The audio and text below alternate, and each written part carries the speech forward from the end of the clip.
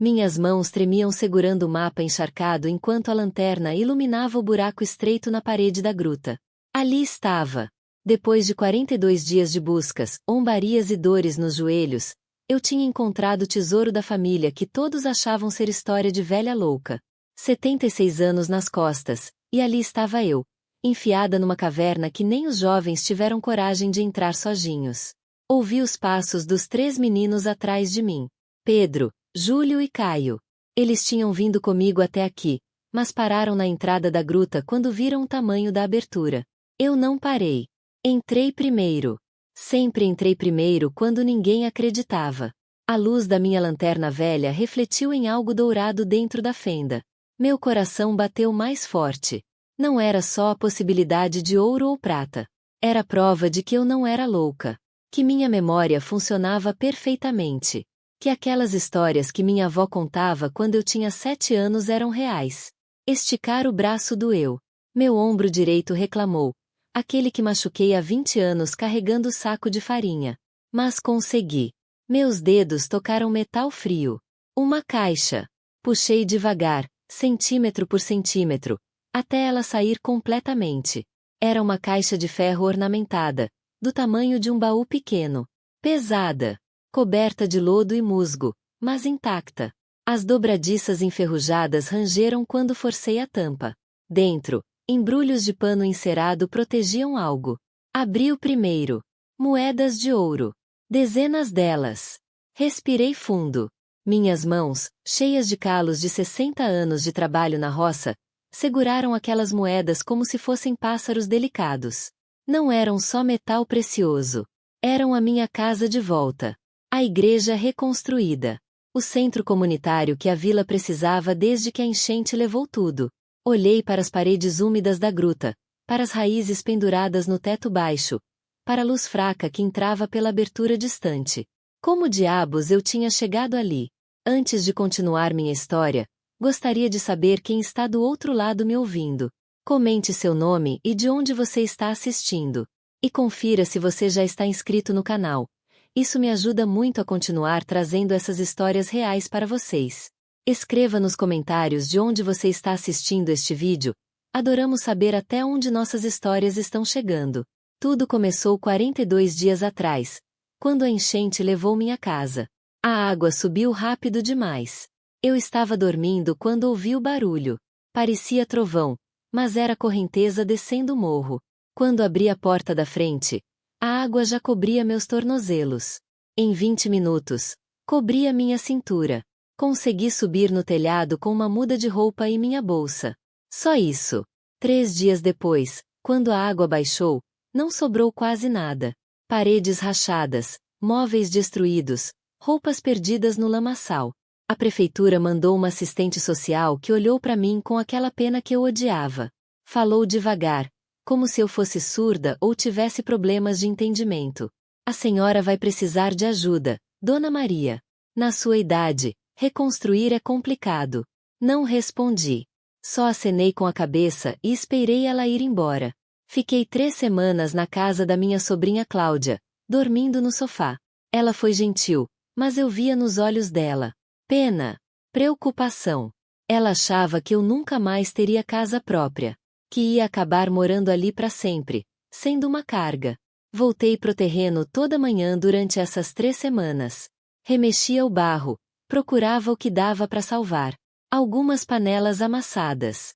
Um prato que sobreviveu inteiro, milagrosamente. A foto da minha mãe, molhada e desbotada, mas reconhecível. Foi no 21º dia que encontrei o baú. Estava enterrado no quintal, perto de onde ficava a goiabeira velha que a enchente arrancou. A água deve ter revolvido a terra e exposto a madeira apodrecida. Quando puxei, o baú quase se desfez nas minhas mãos. Dentro dele, embrulhado em plástico grosso e pano encerado que minha avó deve ter usado, estava um caderno velho e um mapa desenhado à mão. Reconheci a letra da minha avó na hora. Aquela cursiva bonita, caprichada, que ela aprendeu quando criança e nunca perdeu. O caderno tinha páginas amareladas, manchadas de umidade nas bordas, mas legíveis. Li tudo naquela tarde, sentada numa pedra no meio da destruição do meu quintal. Minha avó contava a história do bisavô dela, que tinha escondido parte da herança da família durante uma disputa de terras em 1880 e poucos. Ele morreu antes de recuperar o tesouro. A esposa dele sabia da existência, mas tinha medo de procurar por causa dos rivais da família. Passou a história para os filhos como lenda, como conto para adormecer criança. Mas não era lenda. O caderno tinha descrições detalhadas. O mapa mostrava marcos naturais que eu reconheci. A pedra em formato de cogumelo perto do rio. O pé de jatobá centenário no alto do morro. A gruta escondida atrás da cachoeira pequena. Aquela que ninguém visitava porque a trilha era difícil. Fechei o caderno. Olhei pro mapa. Olhei pros escombros da minha casa. Decidi naquele momento que ia procurar. Contei pra Cláudia naquela noite. Ela me olhou preocupada, daquele jeito que filhos e sobrinhos olham quando acham que você está perdendo o juízo. Tia, isso é história de criança. Lenda. Se existisse tesouro de verdade, alguém já tinha achado. Ninguém procurou direito. A senhora tem 76 anos. Não pode ficar subindo morro atrás de tesouro que não existe. Não discuti. Só sorri e mudei de assunto. No dia seguinte, comprei uma mochila velha no brechó, botei água, biscoito, a lanterna que achei nos escombros, o mapa e o caderno. Saí de manhã cedo, antes de Cláudia acordar. A primeira tentativa foi um fracasso. Andei 3 horas até a pedra em formato de cogumelo.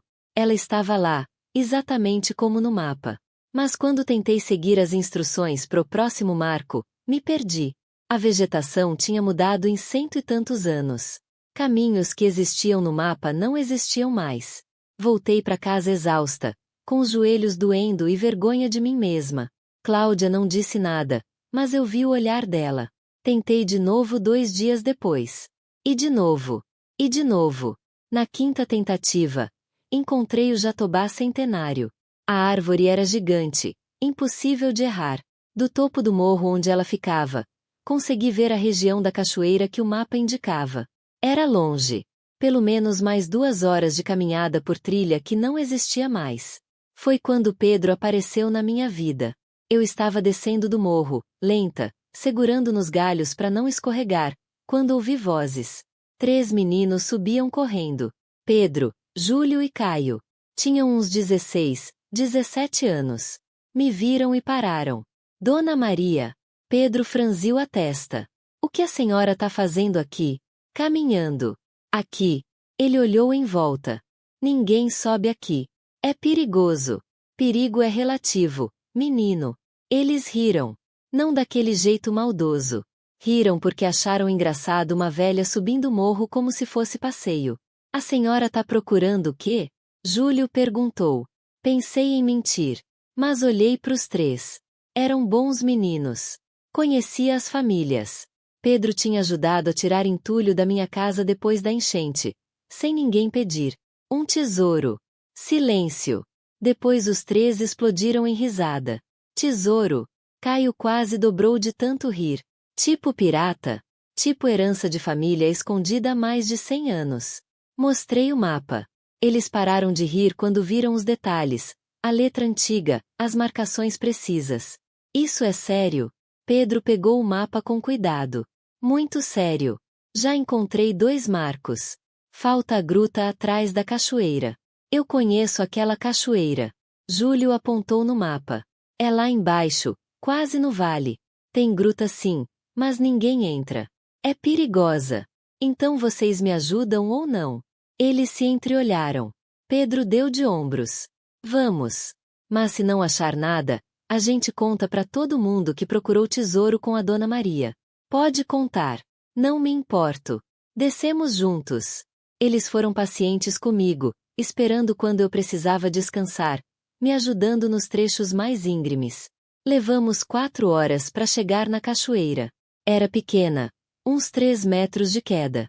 A água caía formando uma cortina sobre as pedras. Atrás dela, tinha uma abertura escura. Ali.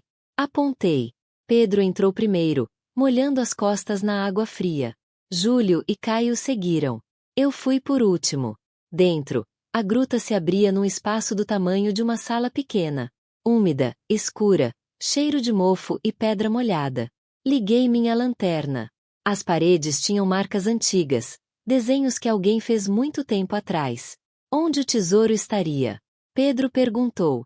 Consultei o caderno. Minha avó tinha escrito: na parede norte, 3 palmos acima do chão, a fenda estreita. Ali o bisavô colocou o cofre com as moedas e as joias. Procuramos por 40 minutos. Achamos várias fendas, mas nenhuma parecia certa. Eu estava começando a duvidar quando Caio gritou: aqui! Olha aqui! Ele tinha movido uma pedra solta. Atrás dela, uma abertura pequena, parcialmente coberta por outras pedras menores que formavam uma parede falsa. Tirei as pedras uma por uma. Minhas mãos ficaram sujas, arranhadoras, mas eu não parei. Atrás da última pedra, a fenda apareceu. Escura, profunda, estreita. Deixa eu tentar. Pedro quis enfiar o braço. Não. Segurei o ombro dele. Eu vou. Mas a senhora. Eu vou. É meu tesouro. Minha família. Eu vou buscar. E foi assim que cheguei aqui, com o braço doendo, puxando aquele baú de ferro para fora da fenda. Os 3 meninos se aproximaram quando me viram abrir a caixa. As moedas brilharam na luz das lanternas. Júlio soltou um palavrão baixinho. Caio ficou de boca aberta. Pedro só balançou a cabeça, incrédulo. Dona Maria. A senhora achou de verdade. Achei. Todo mundo vai falar da senhora. Deixa falar. Contamos as moedas ali mesmo. 147 moedas de ouro. Várias joias antigas. Um colar de pérolas. Brincos de esmeralda. Uma pulseira grossa de prata com inscrições. Voltamos juntos, revezando o peso do baú. Levamos 6 horas para descer o morro e chegar na vila. Já era noite quando paramos na praça principal. As pessoas vieram ver. Primeiro curiosos. Depois mais gente. Depois a vila inteira. Abri o baú no meio da praça, sob a luz do poste. Deixei todo mundo ver. As moedas. As joias. A prova de que eu não era louca. De que a memória da minha família valia alguma coisa. O prefeito apareceu meia hora depois. Falou de impostos, de documentação, de procedimentos legais. Eu deixei ele falar.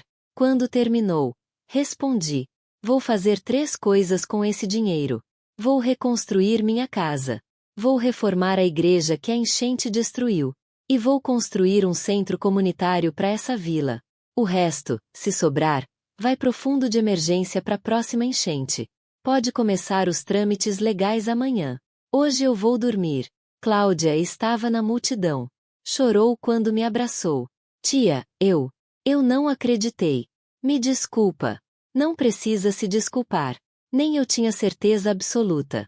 Mas a senhora foi mesmo assim. Fui. Você também já passou por isso? Ser ignorado até provar o contrário? Se você está me acompanhando até aqui, deixe um comentário contando. Você também já foi subestimado? Sua história importa para mim. Quero ler nos comentários. O processo legal levou 2 meses. Um avaliador veio de Belo Horizonte. Confirmou que as moedas eram autênticas, de 1886. Valiam muito mais do que o valor do ouro por causa do valor histórico. Vendi metade pro Museu Estadual. Guardei 5 moedas para mim, lembrança da família. O resto converteu em dinheiro suficiente para fazer tudo o que prometi. A construção da minha casa nova começou 3 meses depois de encontrar o tesouro. Pequena, de 2 quartos, mas minha. Os 3 meninos ajudaram. Pedro, Júlio e Caio apareciam todo fim de semana. Viraram meus companheiros oficiais de aventura, como eles mesmos se intitularam. A reforma da igreja levou 4 meses. O telhado tinha desabado com a enchente. A parede dos fundos tinha rachaduras profundas. Contratamos pedreiros da região. Gente precisando de trabalho. O padre chorou quando a obra terminou. O centro comunitário foi minha conquista favorita. Um prédio térreo de 3 salas grandes. Uma para reuniões. Uma para aulas. Uma para biblioteca comunitária. Doei 50 livros da minha coleção pessoal que salvei da enchente. Outros moradores doaram mais. Conseguimos 300 livros no primeiro mês. A inauguração foi num sábado de junho, 6 meses depois de encontrar o tesouro. A vila inteira apareceu. Tinha comida, música, discurso do prefeito que eu nem escutei direito porque estava ocupada conversando com as crianças que já queriam saber quando a biblioteca ia abrir. Pedro fez um discurso curto. Ele tinha se tornado uma espécie de porta-voz não oficial do trio que me ajudou. Dona Maria nos ensinou que a gente nunca deve subestimar ninguém por causa da idade. Ela subiu o morro, entrou em gruta perigosa, achou tesouro que estava perdido há mais de 100 anos. E fez tudo isso com 76 anos nas costas e joelhos que reclamam quando sobe escada. Se isso não é exemplo de coragem e teimosia do tipo bom, eu não sei o que é. Aplausos. Muitos aplausos. Eu fiquei sem graça, mas gostei. Naquela noite, deitada na minha cama nova, na minha casa nova, olhei pro teto e pensei em tudo que tinha acontecido. 6 meses atrás eu tinha perdido tudo numa enchente. As pessoas me olhavam com pena. Me tratavam como coitada incapaz de se reerguer. Agora eu tinha casa, a vila tinha igreja reformada e centro comunitário, e 3 adolescentes me consideravam heroína deles. Meu corpo doía. Os joelhos reclamavam. O ombro direito latejava. As mãos tinham novos calos de carregar pedra e segurar ferramentas. Mas eu estava viva. E tinha propósito. As semanas seguintes trouxeram mudanças que eu não esperava. Gente começou a me procurar para conversar. Não sobre o tesouro. Sobre outras coisas. Dona Sebastiana, a vizinha de 3 casas para frente, apareceu numa tarde para perguntar sobre os papéis antigos que ela tinha achado na casa da mãe falecida. Queria saber se valia a pena investigar, se podia ter algo importante ali. Sentamos na minha varanda nova. Bebi café enquanto examinava os documentos. Eram escrituras antigas, de um terreno que a família dela tinha possuído décadas atrás. Com um pouco de pesquisa, descobrimos que o terreno ainda existia e ainda estava em nome da família. Dona Sebastiana recuperou a propriedade 3 meses depois. Não era tesouro em ouro, mas era terra. Valia muito. Seu Joaquim, que tinha duvidado de mim no início, apareceu com o mapa que o avô tinha deixado. Queria saber se eu conseguia entender as marcações. Passamos uma tarde inteira decifrando. Não era tesouro. Era localização de nascentes de água na propriedade dele. Com aquela informação, ele conseguiu resolver o problema de seca que tinha há anos. Virei consultora não oficial de mistérios antigos da região. As pessoas traziam mapas velhos, cartas, documentos que não entendiam. Eu estudava, pesquisava, ajudava a decifrar. A maioria não levava tesouro, mas sempre levava alguma descoberta útil. Pedro começou a me acompanhar nessas investigações. Ele tinha jeito pra coisa. Cérebro rápido, boa memória, paciência para pesquisar. Júlio e Caio ajudavam quando precisava de trabalho físico, de subir em algum lugar alto ou de força. 6 meses depois da inauguração do centro comunitário, a prefeitura me chamou para uma reunião. O prefeito estava lá, acompanhado de 2 vereadores e a secretária de Cultura. Dona Maria, queremos propor algo. O prefeito parecia desconfortável. Engraçado como ele tinha mudado o tom comigo. A senhora se tornou uma figura importante para nossa comunidade. Queremos oficializar isso. Criar um cargo de consultora de patrimônio histórico da vila. Olhei para ele. Para a secretária. Para os vereadores. Cargo com salário? Sim. Não é muito, mas... aceito. Mas com uma condição. Quero usar o espaço da biblioteca do centro comunitário para guardar documentos históricos da região. E quero que qualquer morador possa ter acesso. Feito. Comecei oficialmente 2 semanas depois. Meu primeiro projeto foi catalogar todos os documentos antigos que moradores tinham em casa. Criamos um arquivo comunitário. Descobrimos histórias fascinantes. Famílias que não sabiam que eram aparentadas. Propriedades perdidas. Acordos antigos que ainda eram válidos. Pedro decidiu que queria estudar história. Ele tinha terminado o ensino médio e estava em dúvida sobre faculdade. Depois de me ajudar por meses, ele tinha certeza. História e arqueologia. Conseguiu bolsa numa universidade estadual. Saiu da vila, mas voltava todo mês para me visitar e ajudar nos projetos. Júlio e Caio abriram uma empresa de turismo ecológico. Levavam visitantes para as trilhas da região, incluindo a famosa Trilha do Tesouro de Dona Maria, como eles batizaram. O trajeto até a gruta virou atração turística. Eles faziam questão de contar a história completa, sem embelezar. Um ano depois de encontrar o tesouro, a rede de televisão estadual mandou uma equipe para fazer matéria sobre mim. A repórter era jovem, uns 30 e poucos. Fez perguntas óbvias sobre como foi achar o tesouro, se eu tinha medo, como me senti. Respondi tudo com paciência. No fim da entrevista, ela me perguntou: o que a senhora diria para outras pessoas da sua idade que acham que é tarde demais para fazer algo importante? Pensei antes de responder. Eu diria que idade não define capacidade. Eu sempre fui capaz. Sempre tive memória boa, senso de direção, coragem para tentar. As pessoas é que não viam porque só enxergavam uma velha cansada. Eu não mudei quando achei o tesouro. Eu só provei o que sempre fui. Se você tem algo importante para fazer, faz. Não importa quantos anos você tem ou quantas pessoas duvidam. Só faz. A matéria foi ao ar numa quinta-noite. Viralizou. De repente, tinha gente de outros estados me mandando mensagens, querendo conselhos, perguntando como decifrar mapas velhos. Virei uma espécie de celebridade local. Não gostei muito da atenção, mas gostei das oportunidades que ela trouxe. O centro comunitário recebeu doações. A biblioteca cresceu. Conseguimos computadores para a sala de aulas. 2 anos depois de encontrar o tesouro, a universidade onde Pedro estudava me chamou para dar uma palestra sobre preservação de memória familiar e história oral. Eu, que mal tinha terminado o ensino fundamental décadas atrás, falando para universitários. Fiquei nervosa. Pedro me ajudou a preparar. Escrevi tudo o que ia falar, decorei partes, pratiquei na frente do espelho.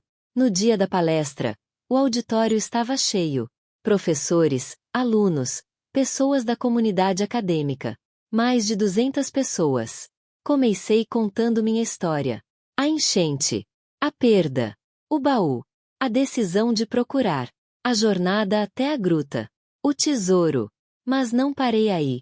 Falei sobre a importância de preservar documentos velhos, de ouvir histórias dos mais velhos, de valorizar memória coletiva. História não está só nos museus e nos livros didáticos. Minha voz ecoava no microfone. História está nas gavetas das nossas avós. Nos baús dos nossos bisavos. Nas cartas amareladas que ninguém lê mais. Se não preservarmos isso, perdemos parte de quem somos. Quando terminei, o silêncio durou 3 segundos.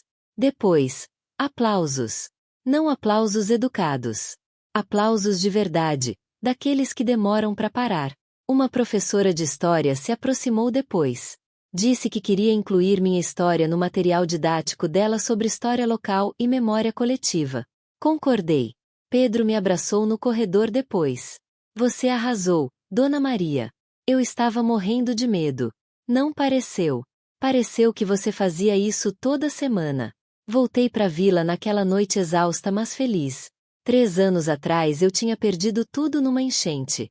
Agora eu era consultora oficial de patrimônio histórico, palestrante em universidade, mentora de 3 jovens, responsável por um centro comunitário que estava mudando vidas. Meus joelhos continuavam reclamando quando subia a escada. Meu ombro direito ainda doía quando chovia. Minhas mãos tinham mais calos do que antes. Mas eu tinha propósito. Tinha reconhecimento. Tinha feito diferença. 3 anos e meio depois de encontrar o tesouro, Pedro se formou. Voltou para a vila com diploma de historiador e planos de fazer mestrado em arqueologia. Queria estudar sítios históricos da região. Júlio e Caio tinham expandido o negócio. Agora ofereciam 5 trilhas diferentes, todas baseadas em histórias e locais históricos que eu tinha ajudado a identificar. Empregavam 6 guias. Recebiam turistas de 3 estados. A vila tinha mudado. O centro comunitário oferecia aulas de alfabetização para adultos, curso de informática básica, oficinas de artesanato.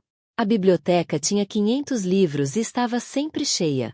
Minha casa tinha virado ponto de referência. Perto da casa da Dona Maria do Tesouro, as pessoas falavam quando davam direções. Eu completei 79 anos num sábado de março. A vila organizou festa surpresa no centro comunitário. Tinha bolo, brigadeiro, música, discursos. O prefeito fez questão de falar. Quando Dona Maria perdeu tudo na enchente, muitos de nós, eu inclusive, achamos que ela não ia se reerguer. Achamos que era o fim para ela. Estávamos completamente errados. Ela não só se reergueu como levantou a vila inteira junto. O centro comunitário atende 300 pessoas por mês. A biblioteca tem 1.200 livros agora. O turismo histórico emprega 15 pessoas diretamente. Tudo isso começou porque uma senhora de 76 anos decidiu que não era tarde demais para fazer algo extraordinário. Mais aplausos. Eu fiquei sem graça, como sempre ficava com atenção demais. Pedro trouxe um presente. Um livro. Não qualquer livro. Um livro sobre a história da nossa região, escrito por ele, baseado em pesquisas que fizemos juntos nos últimos 3 anos. Na dedicatória estava escrito: para Dona Maria, que me ensinou que história não está só nos livros, mas nas pessoas que têm coragem de procurar. Chorei. Não costumo chorar em público, mas chorei. Naquela noite, sozinha em casa, folheei o livro. Tinha capítulos sobre famílias antigas da região, sobre o tesouro que encontrei, sobre outras descobertas históricas que fizemos. Tinha fotos. Uma delas era minha, em frente à gruta, com Pedro, Júlio e Caio ao meu lado. Olhei aquela foto por muito tempo. A velha na imagem tinha cabelo branco, rugas profundas, costas levemente curvadas. Mas tinha também um sorriso genuíno. Olhos vivos. Postura de quem tinha conquistado algo importante. Eu tinha perdido tudo numa enchente. Tinha sido tratada como coitada, como incapaz, como causa perdida. Tinham rido quando falei de procurar tesouro. Tinham duvidado quando subi morro com 76 anos. Mas eu tinha encontrado tesouro. Tinha reconstruído minha vida. Tinha ajudado a reconstruir a vila. Tinha mudado a perspectiva de 3 jovens. Tinha criado um legado que ia continuar muito depois de eu partir. Idade não tinha me parado. Dúvida dos outros não tinha me parado. Dor nos joelhos não tinha me parado. Eu tinha simplesmente decidido que valia a pena tentar. E tinha tentado. De novo. E de novo. Até conseguir. 4 anos depois de encontrar o tesouro, a universidade me ofereceu um cargo não oficial de consultora do departamento de História. Não tinha salário, mas tinha acesso à biblioteca universitária e aos arquivos. Aceitei na hora. Passei um dia por semana na universidade, ajudando estudantes com pesquisas sobre história local. Virei uma espécie de lenda viva do departamento. A caçadora de tesouros. Os alunos me chamavam. Pedro tinha começado o mestrado. Sua pesquisa era sobre sítios arqueológicos amadores na região. Eu era uma de suas principais fontes. Júlio se casou. Caio abriu uma segunda empresa, de equipamentos para trilha. Os 2 estavam bem de vida. Me convidavam para jantar toda semana. Eu aceitava metade das vezes. Gostava de ter tempo sozinha também. A vila continuava crescendo. O turismo histórico tinha colocado a gente no mapa. Revistas de viagem mencionavam nossa trilha. Blogueiros vinham visitar. A economia local tinha melhorado consideravelmente. 5 anos depois de encontrar o tesouro, uma editora de Belo Horizonte me procurou. Queriam publicar minha história. Um livro. Autobiografia. Hesitei. Não me achava escritora. Mas Pedro me convenceu. Sua história precisa ser contada direito. Completa. Para as pessoas que não vão vir aqui, que não vão assistir matéria na TV. Um livro dura. Um livro fica. Passamos 6 meses trabalhando no livro. Pedro me ajudou a organizar. Escrevemos juntos. Ele editava, eu revia. Incluímos fotos. Cópias do mapa original. Páginas do diário da minha avó. O livro foi publicado num outubro chuvoso. Lançamento na biblioteca do centro comunitário. A vila inteira apareceu. Vendi 120 livros naquela noite. O livro não virou best-seller nacional, mas vendeu bem na região. Escolas compraram para a biblioteca. Professores usavam nas aulas de história local. Recebi cartas de leitores. Muitas cartas. Gente contando suas próprias histórias de superação, de serem subestimados, de provarem que eram capazes. Uma carta em particular me marcou. Era de uma mulher de 62 anos de São Paulo. Ela tinha perdido o emprego e estava se sentindo inútil, velha demais para recomeçar. Leu meu livro. Decidiu abrir uma pequena confeitaria, algo que sempre quis fazer. A confeitaria estava indo bem. Ela me agradecia por ter dado coragem a ela. Respondi pessoalmente. Disse que a coragem já estava nela. Eu só tinha contado minha história. A coragem dela era dela mesma. 6 anos depois de encontrar o tesouro, o centro comunitário organizou uma exposição permanente sobre história local. Montamos vitrines com objetos antigos que moradores doaram. Mapas velhos. Fotos de família. Documentos. Ferramentas antigas. Uma das vitrines era dedicada ao meu achado. Tinha réplicas das moedas. As originais estavam no Museu Estadual. Cópias do mapa e do diário. Fotos da gruta. A lanterna velha que usei naquele dia. Crianças da escola visitavam toda semana. Eu fazia questão de estar lá quando tinha turma de crianças. Contava a história. Respondia perguntas. Uma menina de uns 8 anos me perguntou: a senhora não tinha medo de entrar na gruta sozinha? Tinha. Mas o medo não mandou em mim. Eu mandei no medo. Ela pensou por um momento. Quando eu crescer, quero ser corajosa igual a senhora. Você já é corajosa. Só precisa achar sua própria gruta para entrar. 7 anos depois de encontrar o tesouro, Pedro defendeu sua dissertação de mestrado. A banca aprovou com louvor. Ele conseguiu bolsa para doutorado numa universidade federal. Ia estudar arqueologia participativa e o papel de comunidades locais na preservação histórica. Júlio e Caio tinham se tornado empreendedores de sucesso. Além das empresas de turismo e equipamentos, tinham investido num pequeno hotel na vila. Empregavam 23 pessoas. A vila tinha crescido. Novas casas. Novas famílias. Comércio mais desenvolvido. Tudo isso começou, pelo menos em parte, com o turismo histórico que meu tesouro tinha impulsionado. Eu continuava morando na minha casa pequena. Continuava sendo consultora de patrimônio histórico. Continuava recebendo pessoas com mapas velhos e perguntas sobre o passado. Meus joelhos reclamavam mais. Subir escada tinha ficado mais difícil. Meu ombro direito doía quase todo dia. Tinha desenvolvido artrite nas mãos. Mas minha mente estava afiada. Minha memória funcionava perfeitamente. Minha vontade de ajudar continuava forte. 8 anos depois de encontrar o tesouro, a prefeitura inaugurou uma praça com meu nome. Praça Dona Maria. Tinha bancos, árvores, um pequeno parque infantil e uma placa contando minha história. Fiquei constrangida com a homenagem, mas orgulhosa também. Na inauguração, falei brevemente: essa praça não é sobre mim. É sobre acreditar que nunca é tarde. É sobre ter coragem de procurar o que parece impossível. É sobre provar que idade não define capacidade. Quando as crianças brincarem aqui, espero que se lembrem disso. Não que se lembrem de mim especificamente, mas que se lembrem de que são capazes de mais do que os outros esperam delas. Mais aplausos. Sempre tinha aplausos agora. Eu tinha me acostumado, mas ainda preferia o silêncio do trabalho solitário de pesquisa. 9 anos depois de encontrar o tesouro, recebi um convite inesperado. Um programa de televisão nacional queria me entrevistar. Não era sobre história local. Era um programa sobre pessoas que tinham superado adversidades e mudado suas comunidades. Hesitei. Televisão nacional era diferente de matéria local. Era exposição demais. Mas Pedro me convenceu. Sua história pode inspirar milhões de pessoas. Dona Maria. Vale a pena. A gravação foi em Belo Horizonte.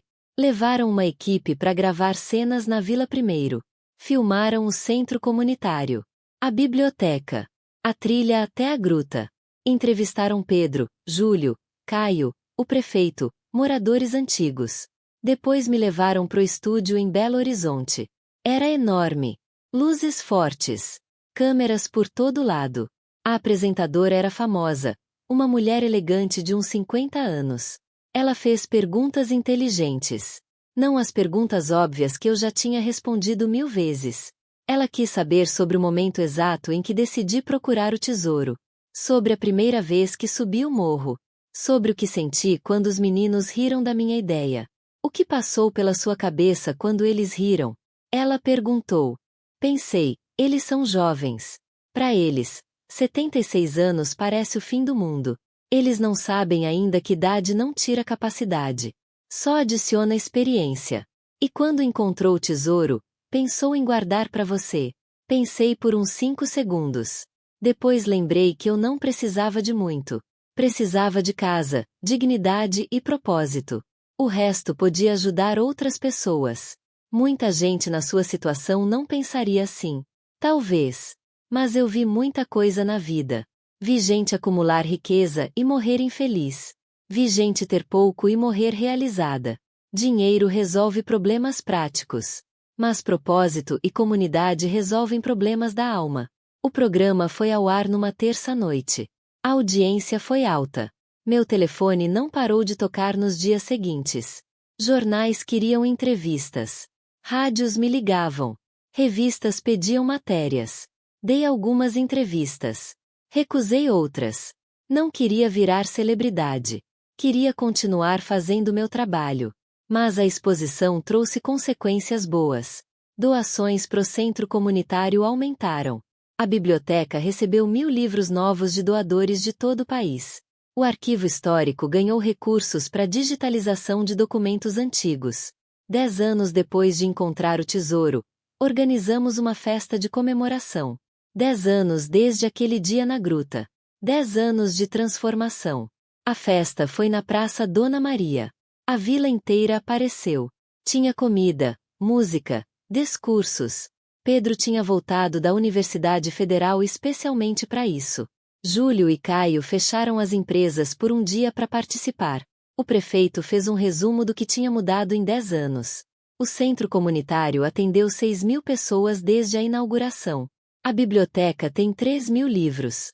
O turismo histórico gerou 140 empregos diretos e indiretos. A vila cresceu 30% em população. Tudo isso começou com uma senhora de 76 anos que se recusou a ser tratada como incapaz. Pedro pegou o microfone depois. Dona Maria me ensinou que história não é algo distante, dos livros. História é viva. Está nos nossos quintais, nas nossas memórias, nas histórias que nossas avós contam. Ela me ensinou a olhar para o passado com respeito e para o futuro com coragem. Me ensinou que idade não limita. Só a falta de coragem limita. Júlio e Caio falaram juntos. A gente riu quando Dona Maria disse que ia procurar tesouro. Hoje a gente sabe que ela é o verdadeiro tesouro dessa vila. Constrangedora, mas bonita homenagem. Quando chegou minha vez de falar, fiquei em pé com dificuldade. Meus joelhos reclamaram. Pedro me ajudou a subir no pequeno palanque. Olhei para a multidão. Reconheci rostos. Dona Sebastiana, que tinha recuperado o terreno da família. Seu Joaquim, que tinha encontrado as nascentes. As crianças da escola que visitavam o museu toda semana. Os jovens guias turísticos que Júlio e Caio tinham treinado. As mães que faziam curso de alfabetização no centro comunitário. 10 anos atrás eu perdi tudo numa enchente. Minha avó saiu rouca, mas firme. As pessoas me olhavam com pena. Me tratavam como coitada. Como se 76 anos significasse que eu estava acabada. Eu podia ter aceitado essa narrativa. Podia ter me acomodado no papel de vítima. Mas encontrei um baú no meio da lama. E dentro dele, uma possibilidade. Não só de ouro, mas de propósito. Pausa. Respirei fundo. O que eu quero que vocês saibam é isso. Não foi o ouro que mudou minha vida. Foi a decisão de procurar. A coragem de tentar quando todos duvidavam. A teimosia de não aceitar o rótulo que colocaram em mim. O ouro ajudou, claro. Mas a transformação real aconteceu quando decidi que eu ainda era capaz. Que ainda tinha valor. Que ainda podia fazer diferença. Silêncio. Aquele silêncio bom que vem antes de algo importante. Então, se você está aqui hoje, e está se sentindo incapaz por qualquer razão, idade, circunstância, opinião dos outros, lembre-se. Capacidade não tem prazo de validade. Coragem não envelhece. Propósito não tem idade certa. Você só precisa decidir procurar seu próprio tesouro, seja ele qual for. Aplausos. Longos, sinceros. Desci do palanque devagar. Meus joelhos agradeceram quando sentei. A festa continuou até tarde. Eu fui embora cedo, cansada mas feliz. Em casa, sozinha, olhei para 5 moedas de ouro que tinha guardado como lembrança. Estavam numa caixa de veludo em cima da estante. Ao lado delas, o caderno original da minha avó, protegido por plástico agora. Peguei o caderno com cuidado. Folheei as páginas amareladas. A letra caprichada da minha avó. As instruções detalhadas. O mapa desenhado à mão. Ela tinha preservado essa história. Tinha acreditado que valia a pena escrever, guardar, passar adiante. E 100 e tantos anos depois, aquela escolha dela tinha mudado minha vida. Tinha mudado a vila inteira. Isso é legado. Não só ouro, mas história. Memória. Coragem preservada em palavras antigas. Guardei o caderno de volta. Apaguei as luzes. Fui dormir. Eu tinha 86 anos agora. Meu corpo reclamava mais. Andava mais devagar. Cansava mais rápido. Mas minha mente estava afiada. Meu senso de propósito estava intacto. Minha capacidade de fazer diferença não tinha diminuído. Idade é só um número quando você tem coragem e um propósito. Eu sempre soube disso teoricamente. Mas levei 76 anos para provar na prática. E valeu cada dia.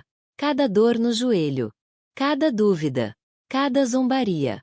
Cada momento de exaustão subindo aquele morro. Valeu porque eu provei. Para mim mesma primeiro. Pros outros depois. Que nunca é tarde. Que capacidade não envelhece. Que coragem não tem prazo de validade. O tesouro que encontrei naquela gruta era importante. Mas o verdadeiro tesouro foi descobrir que eu sempre fui capaz. Sempre fui forte. Sempre fui corajosa. As pessoas só não viam porque olhavam pro número. 76 anos. Como se esse número definisse tudo o que eu era, tudo o que eu podia fazer. Mas números não definem pessoas. Ações definem. Escolhas definem. Coragem define. E eu escolhi ser corajosa.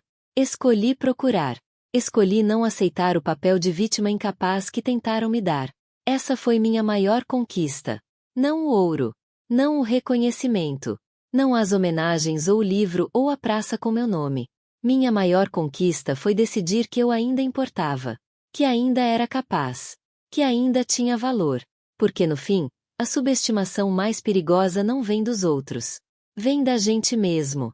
Quando aceitamos a narrativa que colocam sobre nós. Quando internalizamos as dúvidas. Quando deixamos que o número da idade nos defina. Eu poderia ter feito isso. Seria mais fácil. Menos doloroso. Menos arriscado. Mas não seria viver. Seria apenas existir. Esperar o fim. Aceitar o papel de velha inútil. E eu nunca fui boa em aceitar papéis que outros escreveram para mim. Então subi o morro. Entrei na gruta. Encontrei o tesouro. E no processo, encontrei a mim mesma de novo. A Maria que sempre esteve ali. Capaz. Corajosa. Com propósito. Essa Maria nunca tinha desaparecido. Só estava escondida debaixo de anos de subestimação, de olhares de pena, de expectativas baixas. O tesouro de ouro reconstruiu minha casa. Mas a jornada até ele reconstruiu minha alma. E se eu pudesse voltar aquele dia, 42 dias depois da enchente, quando encontrei o baú enlameado no quintal, eu faria tudo de novo. Cada passo doloroso. Cada momento de dúvida. Cada risada de zombaria. Porque valeu a pena. Porque eu provei que idade não define capacidade. Porque mostrei para 3 meninos que pessoas velhas são tesouros vivos, não fardos. Porque mudei minha vila. Porque deixei um legado. Mas principalmente, porque provei para mim mesma que eu sempre fui extraordinária. Sempre fui capaz de coisas que pareciam impossíveis. Só precisava de uma oportunidade para mostrar. E de coragem para agarrar essa oportunidade quando ela apareceu na forma de um baú velho no meio da lama. Você acha que esperei demais para agir? Se fosse você, teria feito diferente. Já passou por algo parecido? Obrigada por me ouvir até o final. Esta foi minha história, e cada palavra aqui é verdadeira. São histórias de pessoas reais que enfrentaram a subestimação, provaram seu valor e encontraram reconhecimento. Se esta história inspirou você de alguma forma, Por favor, se inscreva no canal. Posto histórias reais de superação, conquistas e reconhecimento toda semana aqui. E me conta nos comentários: você já viveu algo parecido? O que você teria feito no meu lugar? Adoro ler suas histórias também. Clique nos vídeos que aparecem na tela agora para mais histórias inspiradoras que vão te fazer acreditar no poder da experiência. Até a próxima história.